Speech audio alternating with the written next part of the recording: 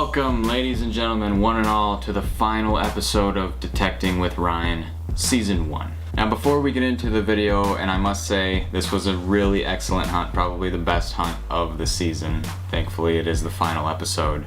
I just wanted to say that you're going to want to stay to the end because there's going to be a special announcement that you don't want to miss. So, without any further ado, let's get right into the final episode.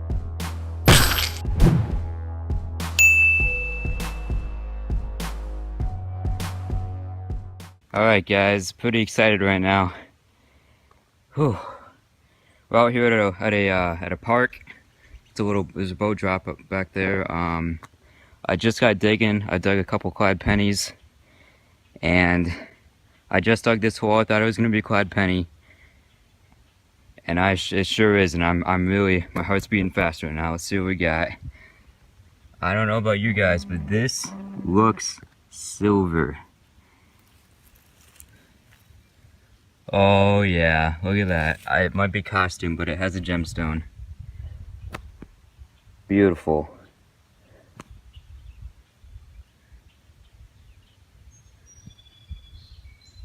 Amazing find. I'll get that cleaned up and I'll tell you if I find out the composition. I just cleaned it up and it is absolutely silver.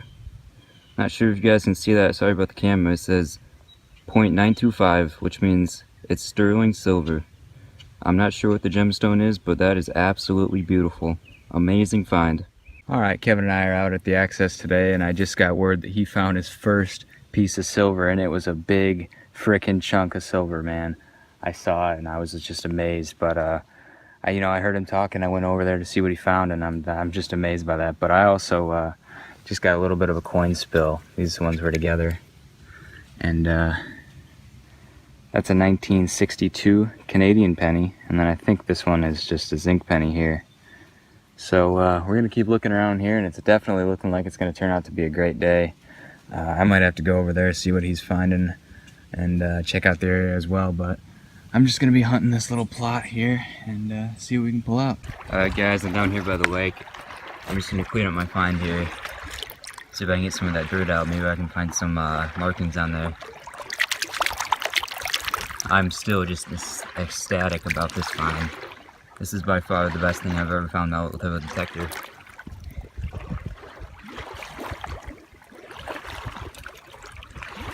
There's that 925 again. Beautiful. That's all I have to say. I'm speechless right now. Let's go find some more. This is kind of strange, guys. I just dug a second older Canadian penny, and the year on this one is 1957.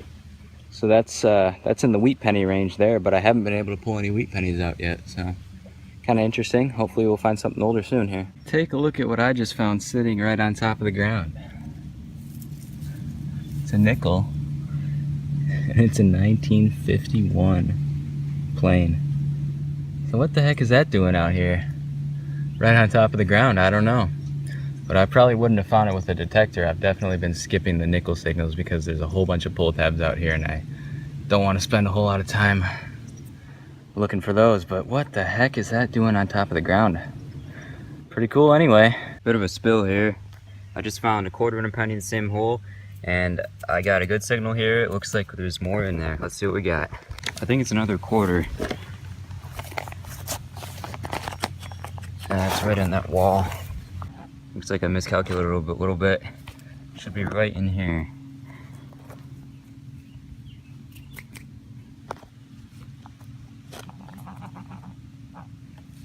See if we can pull it out of here. It's kind of hard to film and probe at the same time. Come on. There it is. Yep, another quarter. Modern. It's not a state quarter. 60. It's not terribly new either. 65. Oh, man, that's got to be my third or fourth 65. Just before silver. Let's keep going. Just found myself a neat little padlock. I'm actually surprised at how few bottle caps I've been pulling out of this area. I thought this is what this was going to be here, but Actually looks to be like a button. Some kind of button that you'd put on your shirt. Looks plain to me, but hey, it's something. We'll keep looking. I think I got a copper penny in the plug here. Might be a weedy. It's always a... oh, there it is. But it doesn't look like it though. Yep, just another memorial. Added to the pile. Alright, I just popped open the plug on this weird sounding target. It sounded a little low for being a penny or anything, but it didn't sound like a bottle cap either. And then I pop it open and look at this. It's a spill for sure. So I see what looks to be 2 dimes and a penny there. That must be a zinc penny. It's probably what made it sound so good like that. But yeah, let's see if there's any more in here. Make sure this is on. Alright, I'm not feeling any more, so I think that, oh wait, hold on. There's one up in the plug too, right here. Must have missed that. Yeah, I think that's zinc as well. Let's see if there's any more. Alright, well I think that's it, but that's probably one of the largest coin spills I've found yet. I thought this was pretty cool. Got a nice quarter signal, I popped it. Look at that, bicentennial. It's my first metal detecting bicentennial. Very cool. Have you checked the hole? And it looks like there's another quarter right next to it. Here's where I found the bicentennial, and I just dug another one right here. I got a strong quarter signal right there. Let's see if we can dig it out. Oh yeah, it's right around here.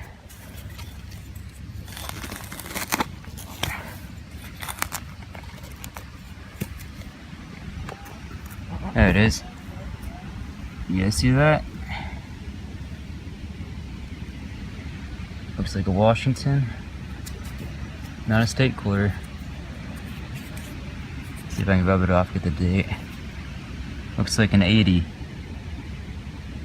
2 quarters and about 3 inches apart.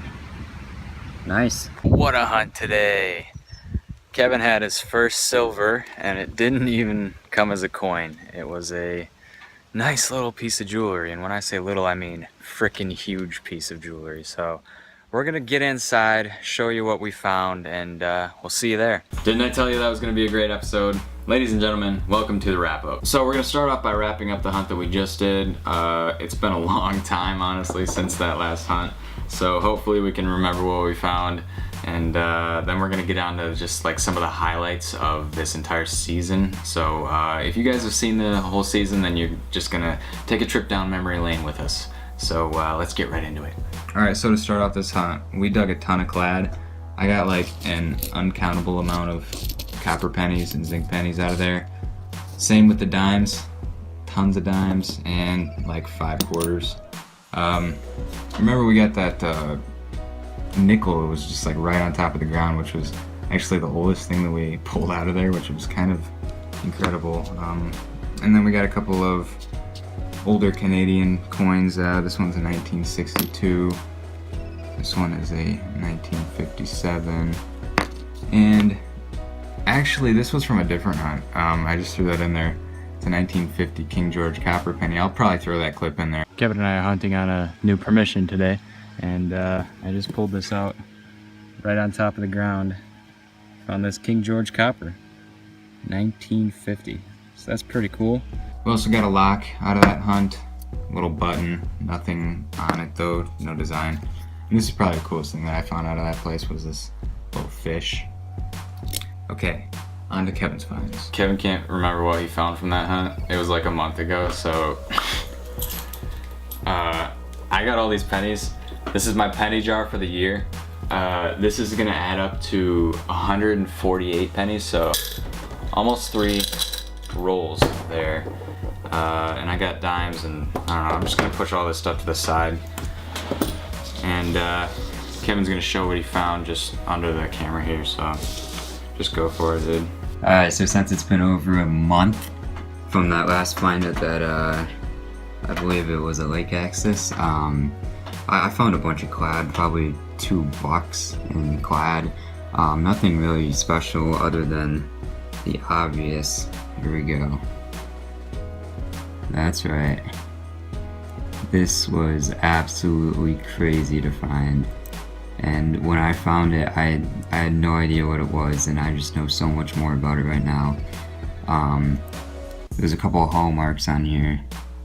It says DY, which stands for David Yearman. He's the designer of it. And it says 925, which obviously stands for sterling silver. And then there's something else right here. When I took it into a jeweler, she said it wasn't anything, but not sure if you guys can see that, but I thought that said 750, which would have been the international hallmark for 18 karat gold. That got me really excited, but apparently it wasn't anything. This little stud right here is gold. I'm not sure of the carat. That might be the carat for this, but I'm not sure. So either that's 24K or 18K. And then the center gemstone is Christine, green Christine, and then there's 40 diamonds around the outside. You know, that's a lot of hype, but it's only worth about 200 or a couple hundred. Not enough to sell. There's way more sentimental value in my first silver find than to sell for a couple $100. So really happy to have it, and I'll remember that forever and from now on. To end the episode, we're just gonna take a flashback, a little look back on all of the things that we found over the past 10 episodes, and hopefully you guys remember some of these things and reminisce with us. So let's take a look. So Kevin, do you want to start with your clad finds? Alright guys, I got a nice little jar here. Bit of clad there, and I've got a little It's upside down. little notebook here. You know, I started this way into the season, I guess you'd call it. So I've got, you can add these up, it's about 130 pennies, 2 nickels, about 30 or so dimes, and then about 20 quarters. So if you guys want to see what that looks like. Come on. All that dirt. Now we gotta clean all that up before we show anything else. So this jar, actually, did you just want to quickly show them like the history of that jar? I mean, I'm sure Yeah, they remember sure. that from episode 3, I think it was. I'm not sure if you guys remember the episode titled "What's in the Jar." This is the jar that I ended up finding. I was getting a really big signal from this jar cap, and it's a porcelain lid inside, and I put the jar was like this in the ground. So if this was the ground, and I put my shovel right here, and I dug right into it and put a hole right through there. You know, that's really disappointing. I would have loved to have this hole, but it's still a really nice straight edge jar. Yeah, well, it stayed intact, so you can still use it for putting your clad in, or Yeah. whatever you want to use a jar for. So we got all the clad cleaned up, and I'm just gonna quickly give you my totals. I got them on the computer here. I found 148 pennies, 6 nickels, 59 dimes, 30 quarters, 0 halves, and $0. I'm still waiting on those. That's like on my bucket list, like even above silver. 25 wheat pennies, 6 silver dimes, 1 silver quarter. I'm sure you guys remember that from episode 2. And a whole bunch of interesting Canadian pennies that I'm going to show you in a second here. But one of the finds that I really enjoyed, and I don't think we even filmed this, was this piece of a gun, this toy gun piece here that we found in an old yard that we looked through, just one of my friends. It's probably from the 70s. It says 1 shot on it there, and that's the first one I've ever found like that. So, you know, I see people find these all the time, and I just think that that's really neat that I was able to find my first one. So what do you got? What else you got for us, Kevin? So I didn't end up finding any silver coins, unfortunately. I did end up finding, however, 10 wheat pennies. I got some nice ones in here. A couple from the 30s and 40s. My oldest one was 1937. So I mean, it's not terribly old, but it's not terribly modern either. So happy to have those. No Indians or anything crazy like that. Yeah, we're still waiting on those, and getting close, but not so much. I've got like, I don't know, 20 wheat pennies there. Those are just like the common dates. I spread out a few of my older ones here, and then also the King Georges. So right here, you can see 2 King George copper pennies from 45, 46, and then I also got that one from that, it was the only thing that we found in the hunt. That's a 1950. So I got 3 King George coppers, those things that we kind of joked around a lot about. in the beginning. These are some of the older finds that I got for the wheat pennies. This one's a 1930, cleaned up really nice. This one here, found at the park access, and I can't remember what episode that was in. We went back to this place so many times. But that one's a 1920, and that one cleaned up decently well. I believe this was the oldest coin that was actually found on camera, and it came in the first episode. I'm sure a lot of you might have actually missed that one, but that's a 1913, and it's kind of tough to read, but it's there for sure. And then a few months before I shot that episode, I was in the same location at my cabin. This is a property that we own, and picked up this 1911. So just 2 years off from being a wheat penny, from being an Indian head penny, and still looking for those Indians, but to no avail at this point. We're gonna keep looking, and those are my older coin finds. So what do you got for us next? Next up is a hunt that we also didn't film. It was right across the street. I ended up finding this spoon. It's not silver plated or anything, but it was really, really deep, and it's such a big target that I couldn't believe that we never found that. And then I also found these, I believe they're modern musket balls. It looks like they've been casted out as a musket ball. I found them basically in a tree. So 2 roots came out of the tree really close to the trunk, and right in between those 2 roots I found these musket balls. So I'm not sure the story behind these, that they're not corroded like some of the older ones. They still have some luster. So if any of you guys know what those might be from, they were casted like a couple years ago or something, I don't know. A couple tags that I was able to find in various places. So I got this one. I never really did too much explaining on it. It's a French automobile manufacturing company. It says Renault and then National, France, and on the back it's just plain, I believe. Just a small little, probably aluminum tag. It's just a French automobile company, and you know, I found that tag. It was up against a tree. I remember finding that. It was came with the first hunt that I did with the Ace 400. You can check that one out. And then this one came at the park that we kept going back to over and over again out at our cabin. And it's a rabies vaccine tag for a dog.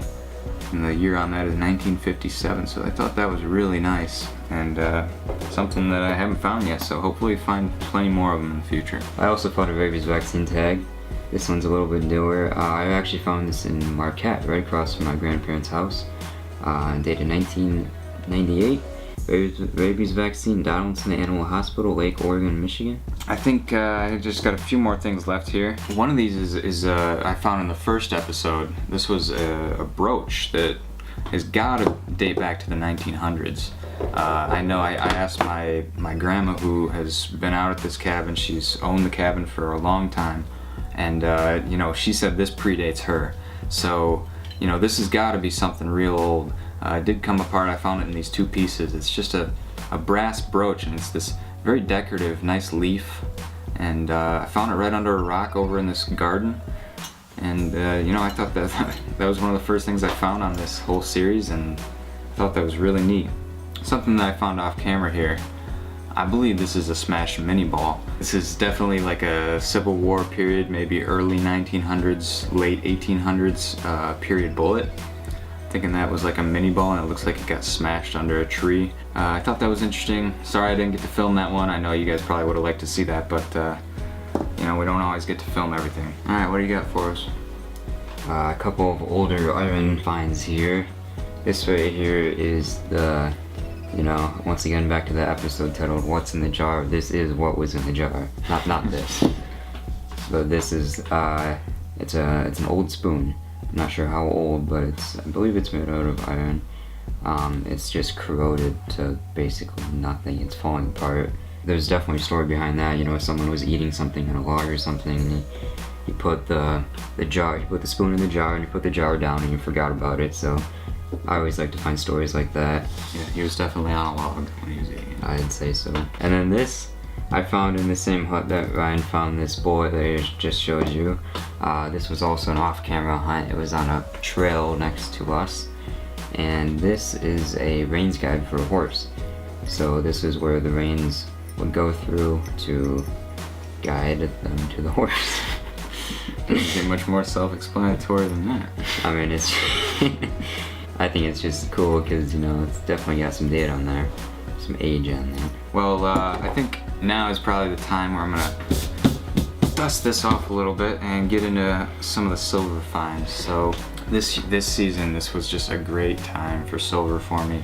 Even though we didn't get out a whole lot, I was still able to find a good amount of silver coins. And so here's what we got. 5 silver Roosevelt dimes and 1 Mercury dime. So there's the small silver, and really happy to have it.